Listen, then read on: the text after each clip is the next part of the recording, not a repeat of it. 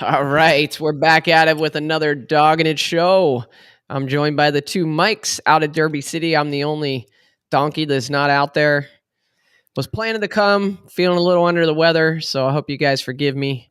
I know everybody's asking about me, right? Yeah, Yeah, it's not I said everything I've been asking, where's Ellen? See, that's all I get. That's all I keep on getting. Where's Ellen at? Yeah. Well, hey, what can you do? Guys, got a bunch of people in here already. Let us know if you can hear us and see us okay. Um, we're just here to do a quick little update show, kind of find out what's happening at Derby City. We got our two main men there. I saw a picture that came in with Panozzo kind of sweating the action with Efren. So that's got to be one of like your favorite things to see out there, Panozzo, huh? Is Efren having It such was success? well, there was some extra drama going on with that photo. So I had been waiting about 6 hours to do a little interview with Efren, and I was running out of time.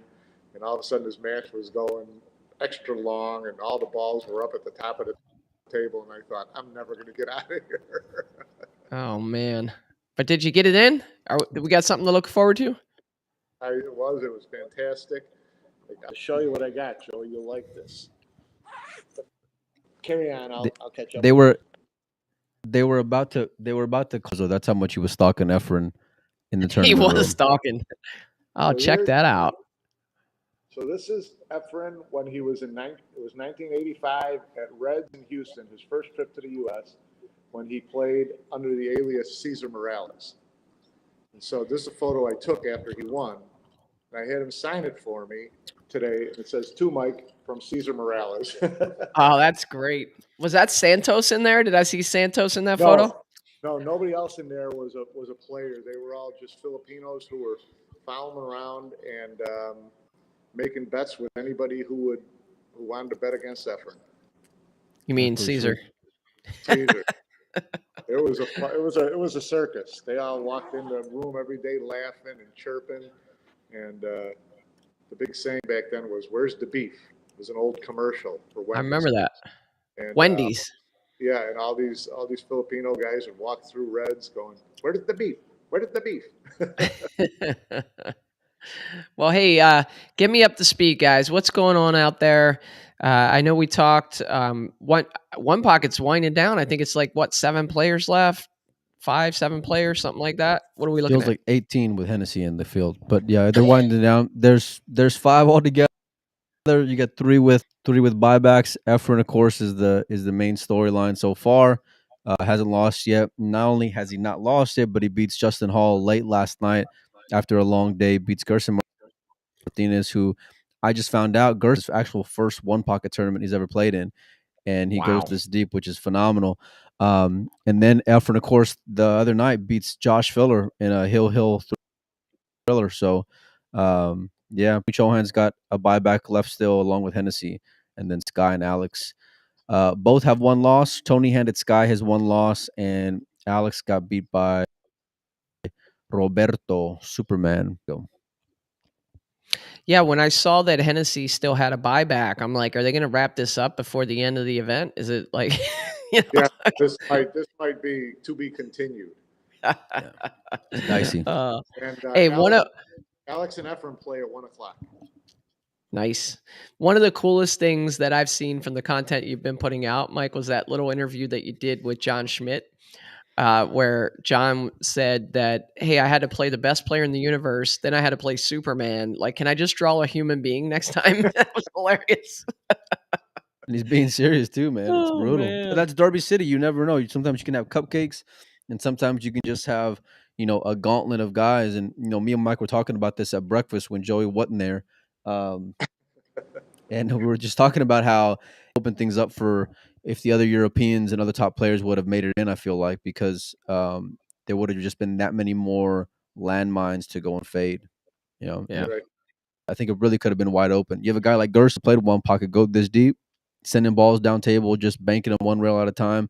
I mean, anything could happen, and it has. It's been pretty cool, man. It's been like a lot of buzz because of Efren still giving it hell and still very much alive. And I think if somehow, some way he finds a way to beat Alex, feel that like he can actually snap this thing off. It's not just a fairy tale where he's ran good the last couple days.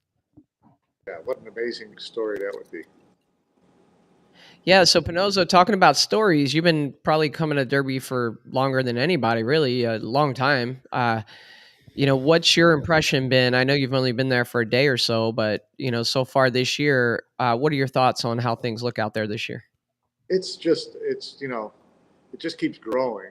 I mean, they're going to outgrow this place really fast. I mean, they're up to 500 plus players in the 9 ball, 400 plus in one pocket banks, and it's crazy number of players here. Not surprisingly, based on the format, they're running about a day and a half behind. So sooner or later, we got to figure they've got to straighten that out if the event keeps growing. But and then the action rooms have just been out of control. So it's been the circus that you want to see when you come to Derby. So much activity, so much going on. It's really interesting. I talked to a couple of players about why do players love this event so much? It's brutal. You're playing one pocket, then your next match is 9 ball, and you just finished playing banks, and Efren yesterday was supposed to play at 2 o'clock, and he had to sit there because you never know when a round's going to finish, and they do the redraw. He sat there for 3.5 hours before his match started. Um, so it just Uh-oh. Did I Mike do that? shifting on us. Mike is Mike shifting turned on us. sideways. Can't hear him, and he's sideways now. What happened, Pinozzo? Mike, go back out and come back in, buddy. Send him to the back, Joe. Yeah, let's boot him. Come back. Come on back, Mike. Yeah. He's still talking. Hey, we got a couple questions in the chat, Molina, that I'd like to know too. Um, Hillbilly Island Life says, could Efren win the all around? Is that possible? I don't remember. He didn't. He wasn't that much of a thought in my mind when it comes to Banks, but I don't know where he's at officially. Obviously, Federer won the banking event, Thanks. but Evan Lunda is right there with it. I feel like in the master of the table draw because he got second in the banks and he was playing pretty deep yesterday.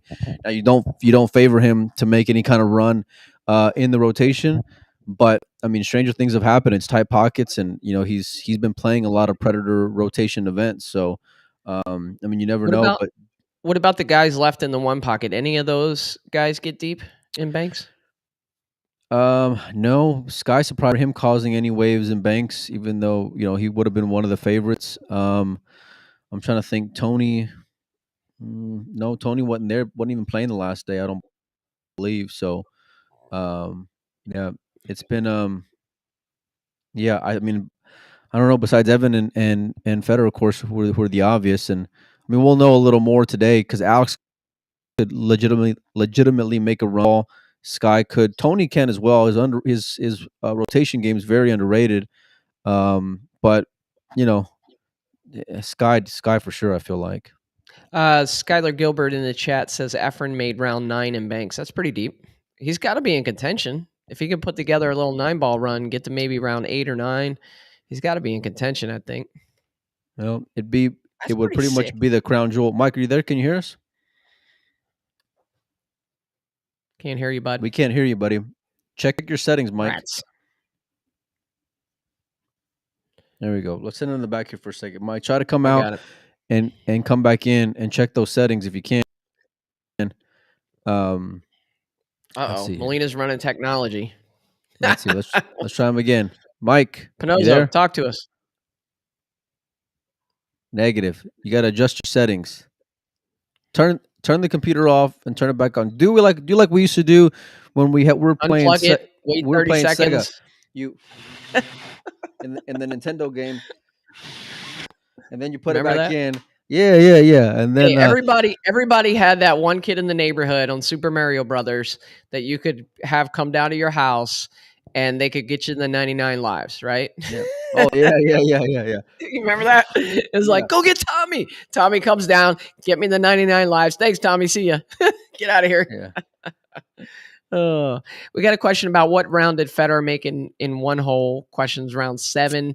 I don't recall. Yeah. He didn't go very deep though.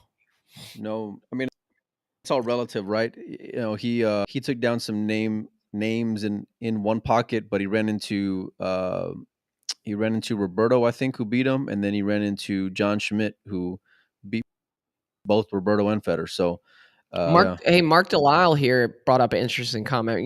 You know how Federer's going around to different pool rooms and playing people after this. He said that tour starts tomorrow, so he might not even be playing in the 9-ball. How sick would that be? Like, it puts together this run no, he's in playing the one 9-ball. pocket. He's For sure? he. I just saw him play a match in 9-ball, so he's for sure playing 9-ball. I can Okay. guarantee that.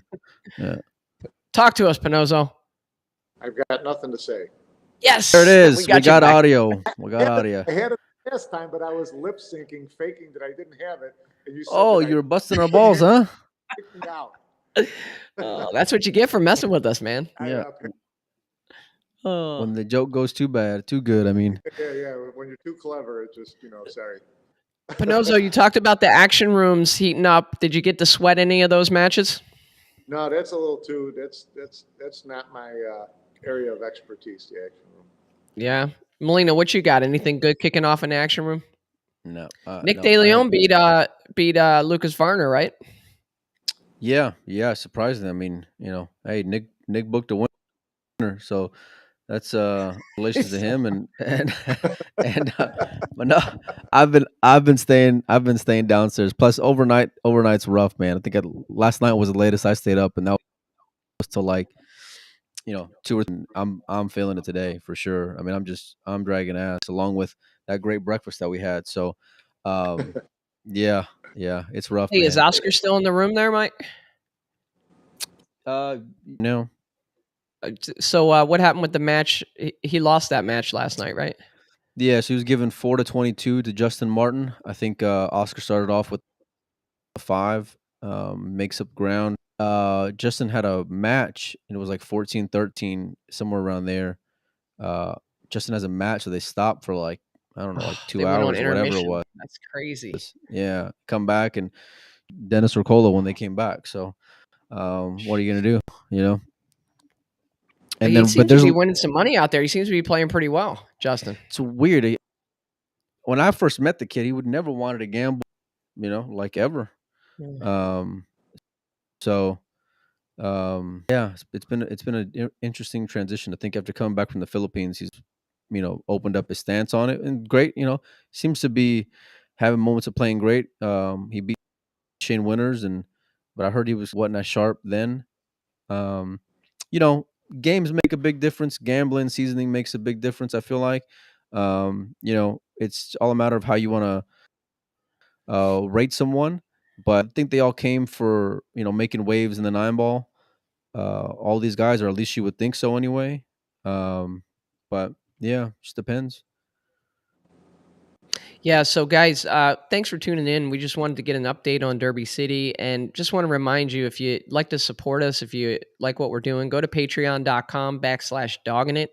Every day we put out free content there to our Patreon supporters. This morning's topic, question of the day, we do like a little question of the day, was who has the best mindset in pool? And so Mike and I tossed that back and forth. I don't know if you caught that, Pinozzo, if you caught that one. I went with Dennis. Yeah, Dennis is a good pick. Yeah, I went with Dennis. And who'd you go with, Mike? Um, I no, I forget. think I mentioned Chip because Chip Oh, doesn't. Chip. Yeah, we're talking about Yeah, Chip. playing from Just behind. as far as being a grinder. I'm trying to think of who else who just fights hard for the cash, who doesn't give up, Yeah, doesn't show any I don't quit. want to rehash. I don't want to rehash that whole conversation because it is a special conversation for our Patreon supporters. But I do want to get Pinozzo's take on if you had to take a player who was down 8-1 in a race to 11 to come back and win it, who would you take? Who's that guy? Can I take someone who's already been taken? Because I would take Dennis. Of course, Yes, you because guys you're are smart. like Captain Obvious, both of you guys. You guys have shown no gamble in your whole life. The question is, if you wanted to win the bet, who would you pick? So you haven't seen Dennis hit a ball in 2 years. What are you talking about? Doesn't matter. Dennis is Dennis. That's right. He was the best. He was the best gambling pool player on earth for a decade at least, and that's why. Let's set up a match, Mike. We'll have Dennis behind 8-1 going to 11 against Chip. We'll have Chip behind 8-1 going to 11 against Dennis. Yeah, we'll see how we come out. I got that for you, Mike. All right. Oh, What? that's funny. when logic and reason make sense, that's when we got to kick Mike off the show. All right, so yeah, I want to know what you guys ate for breakfast. I saw you guys in the car together. I'm like, I bet delicious. you they're coming back from pancakes or omelets or, some type of really fancy egg dish. What'd you guys have? I had a chorizo frittata. Yeah, Ah, a little spicy. chorizo gravy and biscuits. It was pretty good. Yeah, it was great. Yeah, Real nice sweet. place. So Mike's a good host. nice. Yeah, Mike always finds a great restaurants for sure. That Mhm. place he took us in Vegas was awesome. You got to So eat well to keep yeah, up. so what's on the agenda for today, boys? What are you most excited about? What are you looking forward to? Let's start with Pinozo. One ball, seeing one ball, one pocket come down to the final couple of players. And nothing against Hennessy, really. I don't even know him that well, but I would love to see a Final Four of Alex, Efren, um, Sky, and Tony. I just think that would just be like, as good as you could want it to get for a one pocket Final Four, and that every match would just be way worth sweating. What about you, Molina? What say you? Yeah, I'm kind of in the same boat. I feel like there's a lot of 9-ball matches that are gonna be pretty juicy depending on the draw. Downstairs before we came up, Shane Wolford versus Lucas. Which if you like guys who are on the come, those are two young players who are certainly on the radar, and you want to see how they do. But everyone here is focused on the one pocket today. It's all one pocket. Everybody wants to know how Efren's. Everybody wants to follow the goat and see if he can keep going. And obviously we know he's going to at least have at a minimum one more match after he plays Alex at 1:00. So but he's going to be an underdog in every one of them. I think with the exception of Hennessy, at least for me, Efren will be an underdog against Sky, against Tony, and against Alex. So it's not going to get any easier, but he's got a chance to make something really special happen, and it already has. It's already been pretty dope, and a buzz in the room. But it's going to be a long day, I feel like, and especially, I mean, I don't want to beat a dead horse, but the pace of play of some left in the tournament is This going to make for a long day. Hennessy plays Tony, right? Hennessy plays Tony, yeah. So Sky at the bye round, and then so one of Tony or Hennessy's going to have be down to a buyback by the end of that round. So it's shaping up to be a great day. That 1:00 match with Efren and Alex is on the main streaming table. So if you're so inclined, jump on Stats and check that out. Should be a great match. yeah, I mean, Yeah, we're you having got a little bit of audio issues with you, Mike, right now. I don't know what happened, but it got real fritzy. I don't know if you guys heard it, but I did want to point out one thing. When we talk about these matchups in the one pocket, the brackets, we had a couple questions in the chat.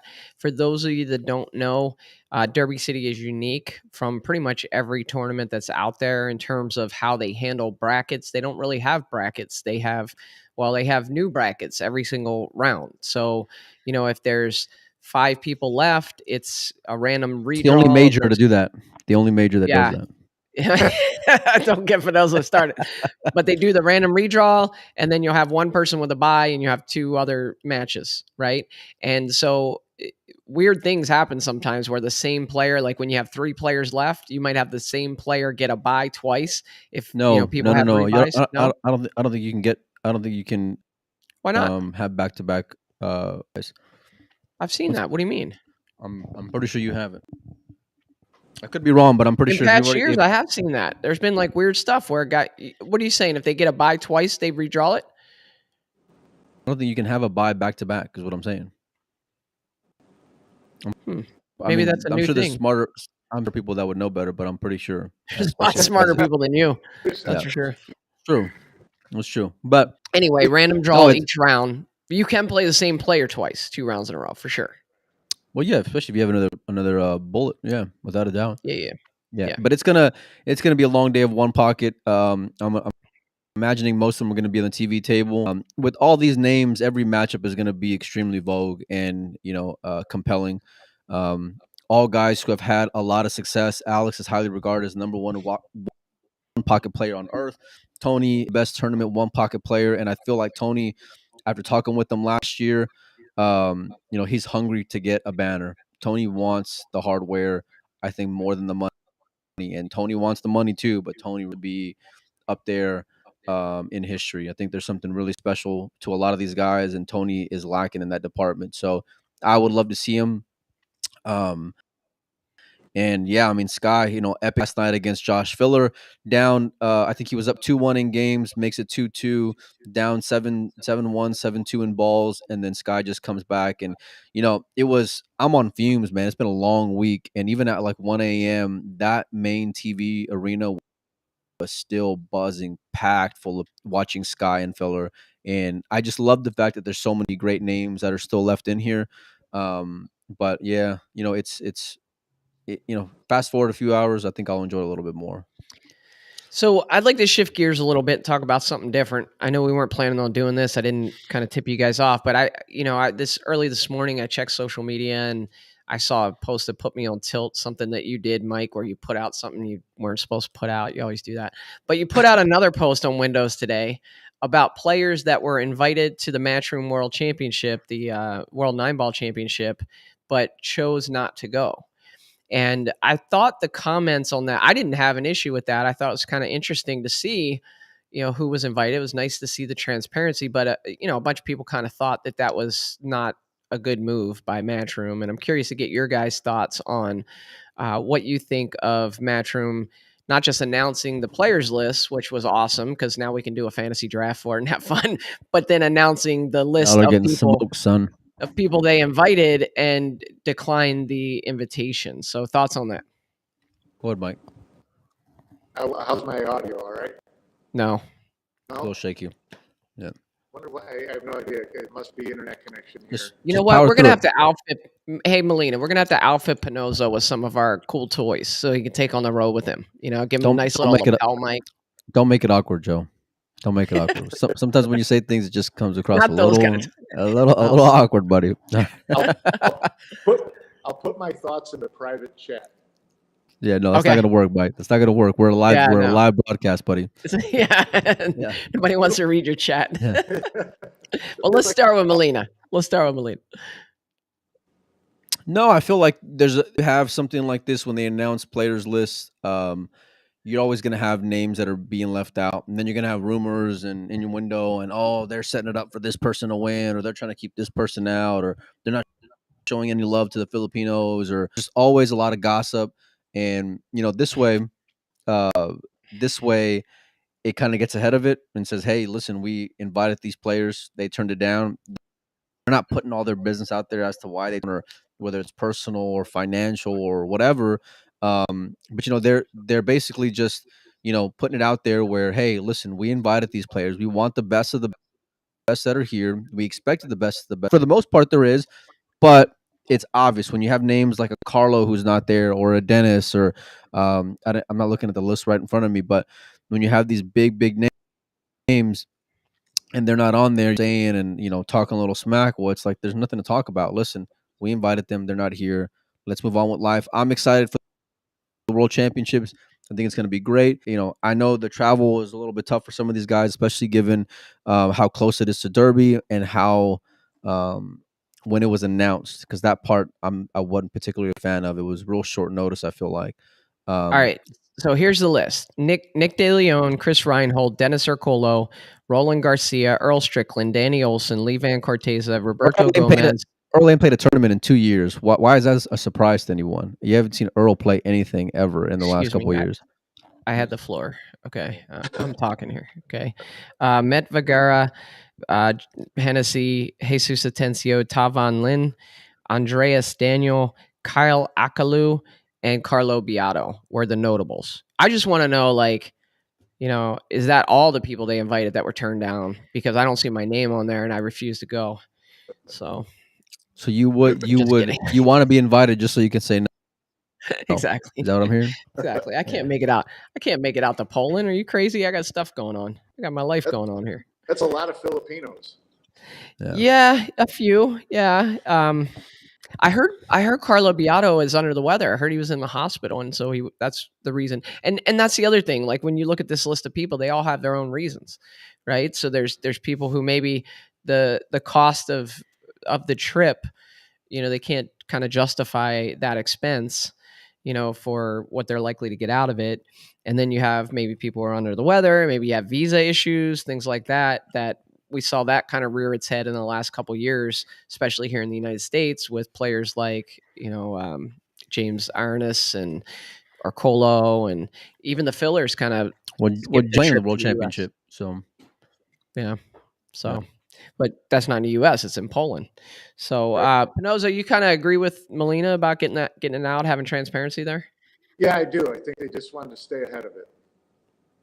Yeah. What's the counter argument that people had? I saw a lot of people saying, "Hey, they shouldn't have done this." But what do you think their stance is? Why did they have an issue with it? Showing people up. Okay. Thanks for the really detailed commentary on that. Well, if my audio is bad, I don't want to go off on a 10-minute rant and only 3 minutes of it goes live. Hey, Pinoza, we all know you're here for the eye candy, so you could just look good. That's fine. Just sit there and look good. You'll draw the viewers in. Let Molina Mike run his mouth like he always does. But yeah, I guess that's the only argument. That's the only argument you can make, right? Is that hey, it's saying that hey, we invited these people and they turned us down. But I look at it like I don't view it as like anything malicious. I just view it as kind of preempting those questions that are going to come, like why isn't Chris Reinhold there? People assuming maybe that a player like Danny Olson, good example, like did you even invite Danny Olson? He deserves an invite. Well, yeah, you did invite Danny Olson. He didn't make the trip. So, Right. yeah. I don't know. I'm looking forward to the event, though. I think it's going to be a lot of fun. I think it's going to be good players. People want to know if we're going to Poland. Are we, Molina? Look, That's is a that negative. Oscar? That's a Is negative. that And Oscar? that's a yeah. That's a yes. Yeah. Yeah. Yeah. Is he taking a nap between matches back there? Is Trown. Yeah. Hey, ask him right now. Ask him right now.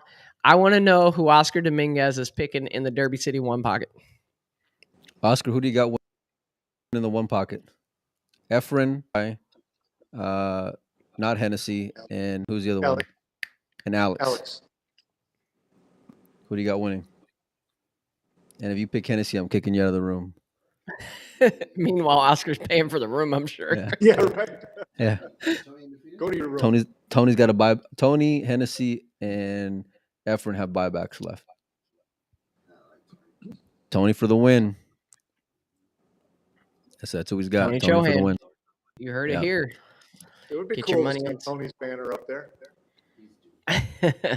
Yeah, I think you kind of hit the nail on the head there, Molina, that he really deserves a banner up there. I mean, I can't say he deserves it until he wins one, right? But you would think that when you're looking at the greats of one pocket, that you'd walk into that room and see a Tony Chohan banner up there. So I hope he gets it. I'm pulling for Tony. I'm picking Tony. I'm going with Oscar Dominguez. I'm picking Tony to win the one pocket. I said it here. Sorry to jinx you, Tony. Tony's doomed now. Yeah. Normally I do. Tony might lose the next two now after Right, Joey yeah. fucking bandwagons him. Actually, just got Yeah. Yeah. Y'all better lay off those bets if you got Tony winning it all. That's for sure. All right, boys. We got to get back to I got to get back to work. I don't know about you guys. You got to get back down to the tournament room. But any last thoughts? Anything for today? Anything you want to leave guys with? Guys and gals. Yeah. Who do you think's going to be in the finals and who? Of one pocket? Oscar hopes it's Alex and Tony. Who do you got, Joey? I hope it's Sky and Tony. All American. Okay, Mike. Who do you hope's in the final? Alex and Efren. I'm with Mike. I'm hoping that would it's be the Alex best and Efren. story. I think that would be the best story, right? I'm hoping for Alex and Efren. I think it's going to be Tony and Sky in the final. That's what I think. Wait, I said that. Well, I picked Sky to be in the final. I picked Sky to be in the final before the event started. What are we talking about here? That just got awkward. We never agree on anything, Molina. Oh, To be fair, I wasn't listening, so I don't know. Yeah. All right. Well, hey guys, I got to get back to work.